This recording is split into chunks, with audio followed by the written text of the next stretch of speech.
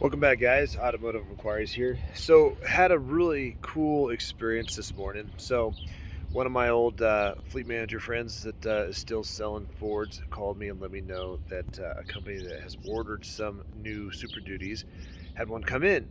Specifically, I wanted to see the one with the 6.8 gas. Okay, so as you guys watch my other videos, I have a 7.3 Godzilla.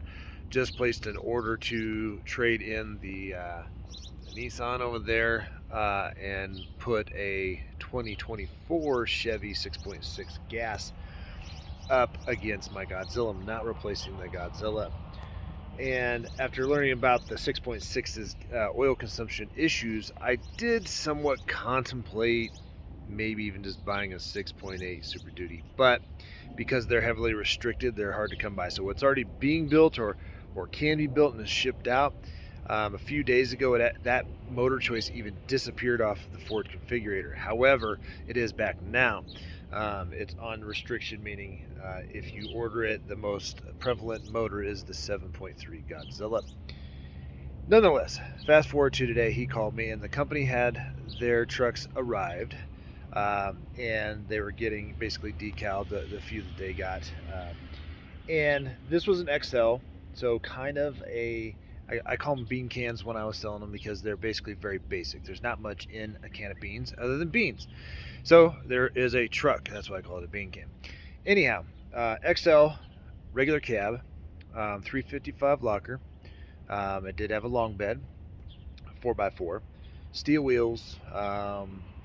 It did have the 10-speed G, which if you guys know, the Torqueshift has a G version, which basically just holds the gear ratio is just a little bit longer already in it. Still has all the same shift modes and everything like that. It's built just as good. It just has a different shift ratio in the first handful of gears. So that's what the 6.8 is getting. Now the 7.3 Godzilla carries and uses the exact same torque shift as the 6.7 Powerstroke and the HO Powerstroke. So that would be some clarity. So went through that truck, and what I can tell you about it is no matter what trim level it is, it's basically very reminiscent of the current Ford F-150. Meaning, when we go into the trucks, I'll just kind of show you some basic differences versus that. Now, the reason why I couldn't videotape it is because the manager of that company said I could take the truck for a spin, but they didn't want to put their company information out there on my channel or an endorsement of it or anything like that. Yeah, I'm cool. I just wanted to drive the truck, check it out. Now, that being said, that's what a lot of these are coming in as. Now, I'm not saying some orders aren't coming in and some trucks, Lariat and everything up, aren't coming in yet. But at the end of the day, most of the manufacturers are pumping out these work trucks because I'm sure a lot of these companies didn't get their orders filled over the last few years or were cut back a little bit. So they're making sure they get these out in the order which they were made. So companies can order 50 at a time. Well, if they beat you to the point, they're probably going to get their truck. So nonetheless, let me show you just a handful of differences here. All right, so if you've driven in a Ford F-150, you know the door panel on the new truck's going to change. You've seen that in pictures. So very, very standard switch setup on that XL. It did have just regular dials and stuff down here. New for this year, this 8-inch screen is going to be pretty much standard on all the trims, which is pretty cool. Steering wheel changed a little bit, still this hard composite material, and in addition to that, the gauges are pretty much changed. And then all of these down here, you've seen them in videos, all the controls just look like the F-150. So we don't need to spend a ton of time going over everything on this. Now the seat material did change from this, like, I don't even have this checkered material, to exactly what the F-150 looks like.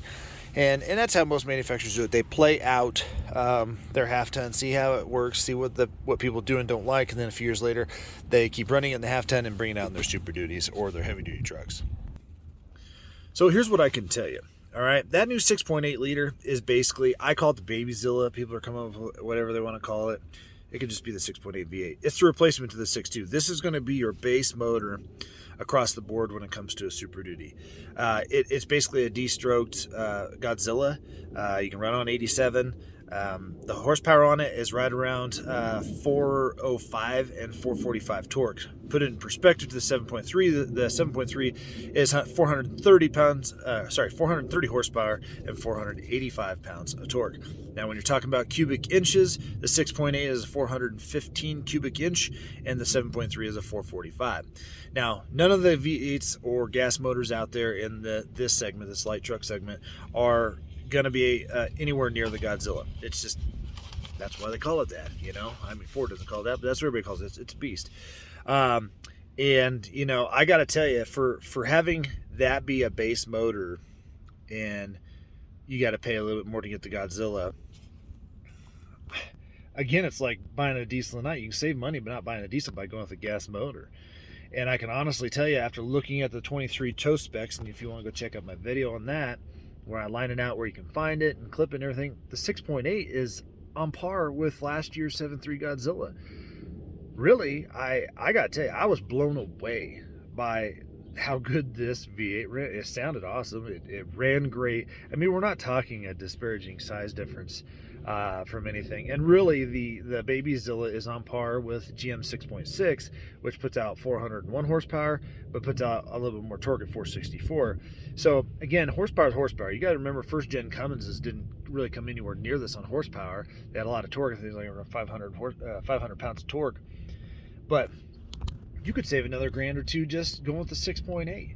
There is nothing wrong with this. Actually, the 6.8 feels more spirited than the 6.6 Chevy, and I'm excited to get the Chevy. Don't get me wrong. People are, you know, oh, my 6-liter's the best. You know, a 6-liter, I've had plenty of them. They were good motors. They were just good.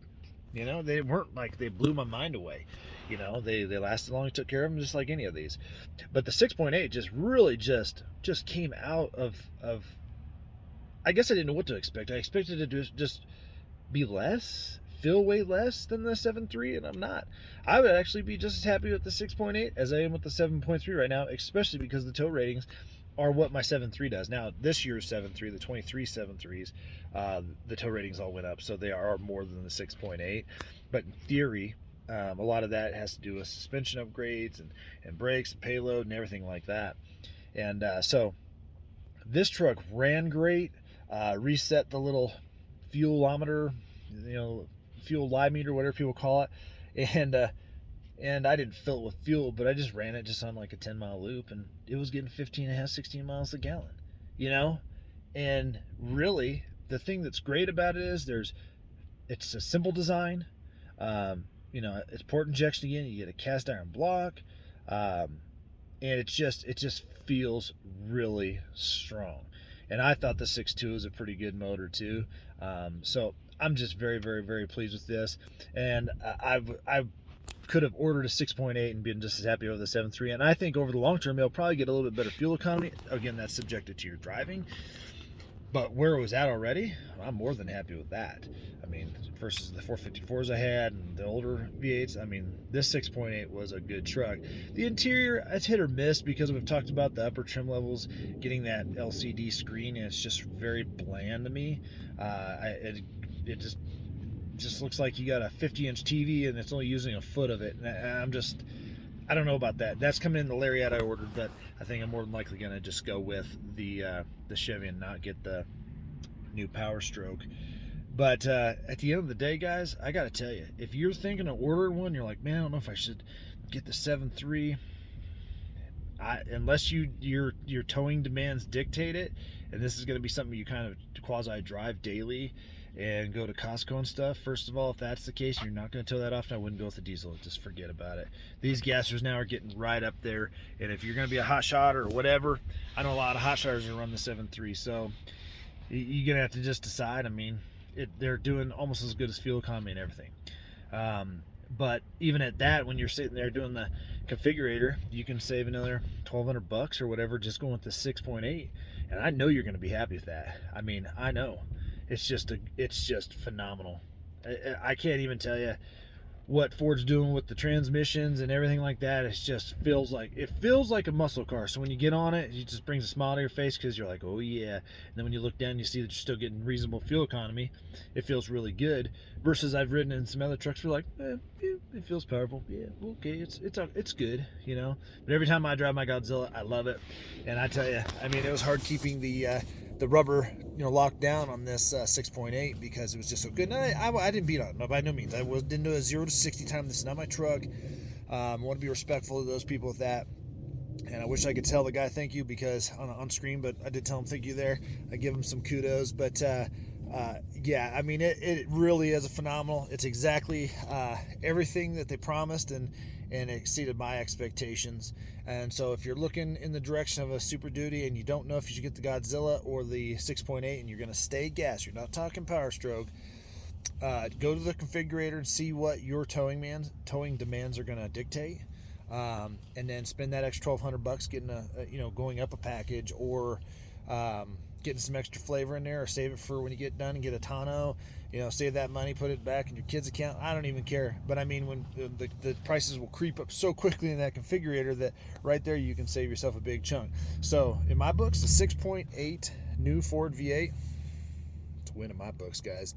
Please do click the like button, subscribe. If you have any questions, feel free. No, I can't tell you what company it is because you can't go up to this dealer and try and do that, ride their trucks, but it does feel good sometimes to have friends in a lot of places. But do hit the notification bell, guys, and again, subscribe, and I appreciate y'all being here and watching. See you on the next one.